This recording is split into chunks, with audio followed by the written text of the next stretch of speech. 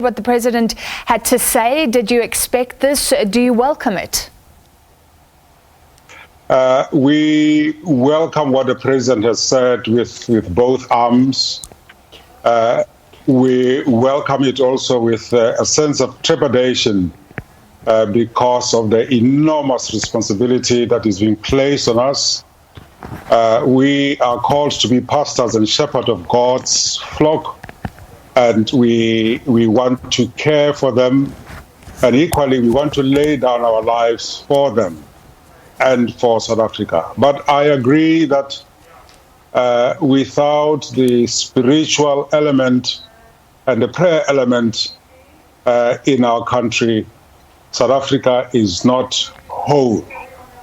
And so we accept that with gratitude. What about maybe non-religious people or even religious people who would say, can't this put many at risk? There are various unknowns about the coronavirus.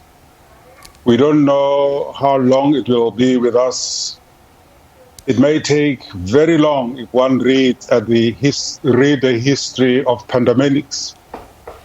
If one looks at the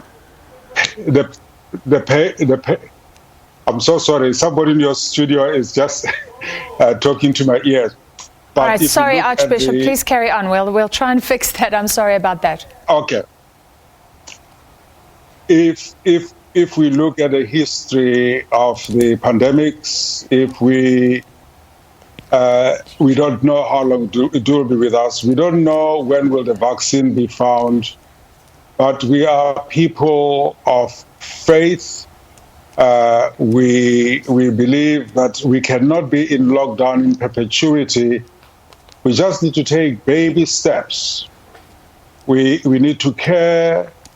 We need to be vigilant. We need to ensure that the framework that we've put for ourselves actually work. Now, those people who are not of faith also need to be respected because they have the right as South African citizens. Now, some of our parishioners and our people who are scared will not be stigmatized or forced to go to church. But it's going to be a question of really negotiating, like we normally do in the church space, and incorporating each other, but remembering that we don't worship the church, we don't worship ourselves, we worship a God who is bigger than each one of us.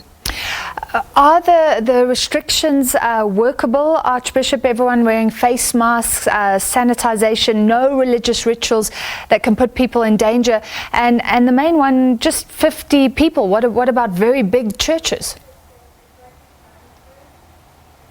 We have been doing funerals during lockdown of 50 people, and so far so good.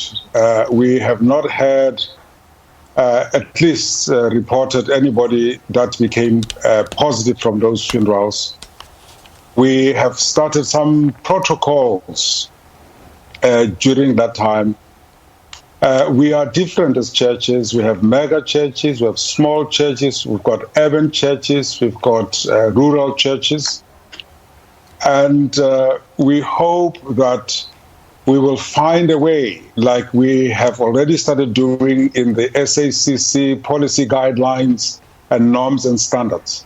We will find ways like we have done. I mean, the church, if you go back to where it started as small house groups in Asia Minor and with Paul. So we will go back to that. And even during lockdown, people met through Facebook, Zoom, they improvise. We will have to improvise. We will have to work within the laws and find a way of soaking South African prayer, because our main aim is not to have numbers and boast of our numbers. Our main aim is to ensure that the spiritual welfare of South Africa is cared for, whether you're of faith or no faith. Let me make an example. We run schools, we run theological colleges, we run NGOs, and we run a number of programs. We have hospital chaplains, we have school chaplains. Those were in a quandary when schools were opening. They were saying, do we stay home because we are priests looking after the welfare of children?